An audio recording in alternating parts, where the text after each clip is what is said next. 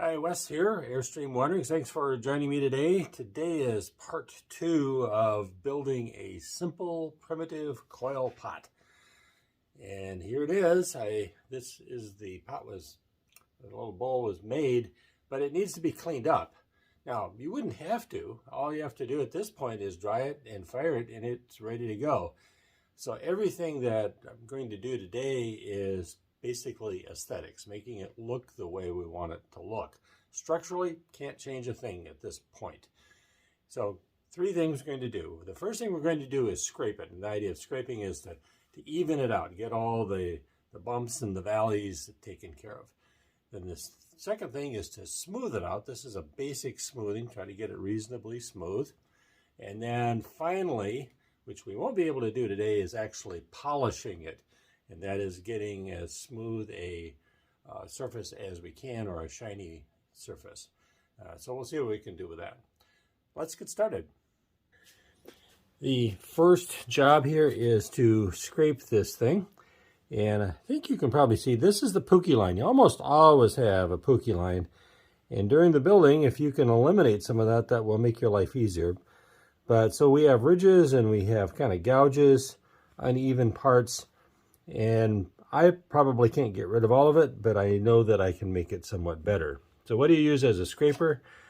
These are probably my favorite scraper. These are actually ribs from an antelope. Ribs from a deer would work well. Bones of different kinds. But you don't need to do that. You can use anything you want. Lots of people like to use hacksaw blades. They work nice. I like that they have the coarse side on one side and smooth on the other. Just a plastic knife, or if you find anything with kind of a firm, sharp, relatively sharp edge, even a knife, you can use a knife if you're careful. That works. Credit cards that are really stiff, they can work as well. What you want to do is wait for this pot to dry to leather hard. If it is still, if you can feel it kind of moving around, maybe you're doing it a little too quickly. This is a fragile time. And if you move the pot around, what oftentimes happens is it will crack. And obviously we don't want to do that, because you might be able to fix a crack at this point, but it's definitely more difficult. So support the little bowl or the pot as well as you can, and then just start going over the pot to smooth it out. As the high areas come off pretty easy, sometimes the low areas, we're going to have to fill those in. That becomes more evident when we're doing the stone smoothing, but let's just kind of go over things. What we're trying to do is find any high areas, low areas, big scratches, anything like that. Now, one of the other things that you can do with this to a certain extent, although I don't do it very much, is kind of thin out the pot. I think you're generally better trying to make the pot as thin as you want it when you first make it. The smoother it is, the easier it is to paint. If you have kind of bumps and so on with your pot, your brush just has a hard time following those. A smooth surface works so much better. I will say there's another option here. We're doing this while the pot is leather hard and a little bit pliable. Another option is to actually wait till your pot is totally dry. And this is done with a lot of modern Native American potters. So once it's totally dry, then you can take things like sandpaper or other kinds of implements and just totally sand it down. And then you can polish it after that. I don't think that's the way it was done traditionally. So it is my normal practice to take care of it at the leather hard stage. The other thing is, if you want to slip your pot, that definitely won't work. One, if you already slipped it, you're just going to rub all the slip off of it. And slip is harder to put on once the pot is dry. When you're scraping on the rim, this is one place you really want to be careful. This is supported underneath with my banding wheel. I am using light pressure. The clay at this point is not very flexible. It doesn't give very well, and so then it's just likely to crack. So the inside, I think, is more difficult just because it's concave, and you need to have a scraper or it helps if you have a scraper that is like that. So this is actually a cutting wheel for cutting fabric, but you can use spoons of different sorts and shapes. Just a regular kitchen household spoon works. Try different things to see what works for you. What I'm doing when I'm scraping here, I'm supporting over here. I don't want to put any undue pressure, particularly right on the rim. And I've scraped on this maybe 10 minutes at most, and it looks rough now, but we're going to straighten that out. All right, I think it's now time to get out the stone and stone smooth this. So step 2 is stone smoothing, and that is not polishing.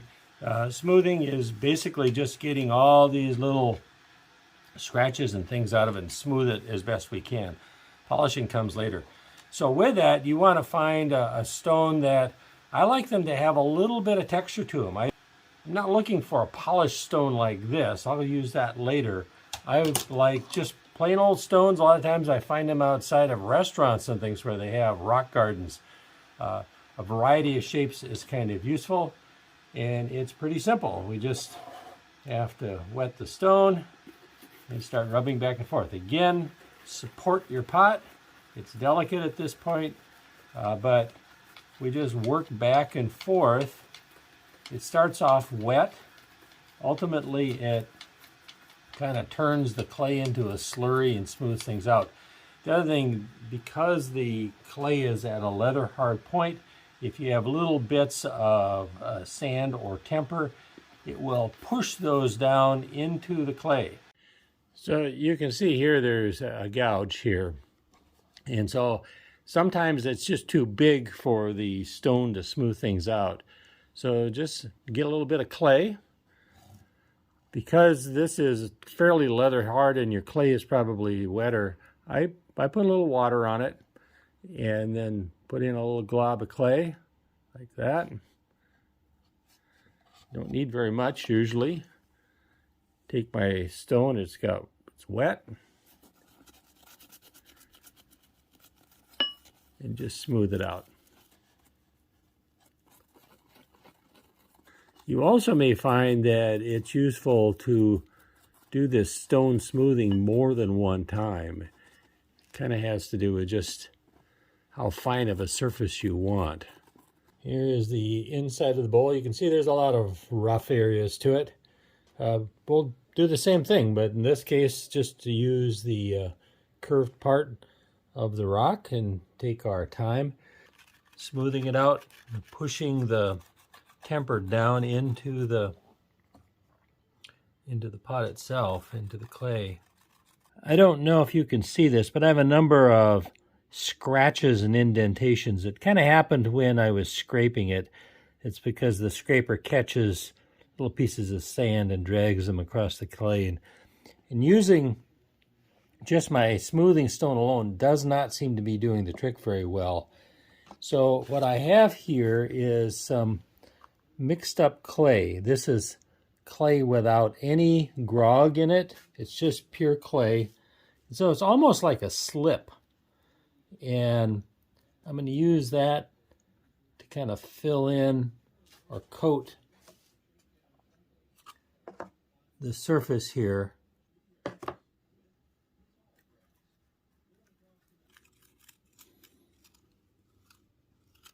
I have here my little piece of deer skin. We are now at the point where if you wanted to slip this, you probably would want to let it dry a little bit more and then slip it. Make sure to store this upside down and put a cloth over it. If you're in a really dry area, it can make sense to put a piece of plastic over the top and then cloth over that. It'll slow it down. So the next step is to polish it. And you want to let the pot dry for a while. And if, in this case, what you want is a smooth stone, one that has been polished. And I usually have a variety of different stones. Again, different shapes can be helpful. Go to a rock shop. A number of gift shops oftentimes have these. Again, it's just like stone smoothing. So, a couple things. If the clay is kind of soft, what you can end up doing is leaving little tracks in it. And so maybe you are going too quickly, or you starting to polish it before it's really ready. The other thing is, if you see clay starting to build up on your stone, the clay is too wet. This is the kind of thing where you want to maybe do it a couple times. Again, it just all depends on the surface that you are looking for. Now there's a point where you maybe have waited too long and it gets dry, and then it starts getting real scratchy, and you'll even see scratch marks across the clay. In those cases, if you have not slipped the pot, it's just solid clay, you can wet it down and then polish it. And some people might even wait to do any polishing until it's totally dry. And that works if it's just solid clay, but it does not work if it is slipped, because the slip will just rub off. You can polish these several times. This particular clay takes a pretty nice shine to it. So I've gone over this another time, and at this point I'm not sure that any more polishing is going to do any good. It's pretty smooth. I'm happy with it. Always the bottom turns out better than the inside, and once it dries I'll see more kind of irregularities, but this is good enough. Thanks for joining me on this second episode of making a simple, primitive coil pot. Today, what I did was just clean it up. It's a matter of scraping, stone smoothing it, and then finally polishing it. And from my perspective, this turned out fine. Once it's dried, I can paint it if I choose, and then fire it, and it should be a usable bowl. Hoping to do a third episode, and that would be on firing these pots. Not going to get to that right away. The weather's not been all that cooperative lately here in Minnesota. But maybe that will happen. So until next time, I really appreciate your being here, and I wish you health, happiness, peace, and love. Take care. Bye-bye.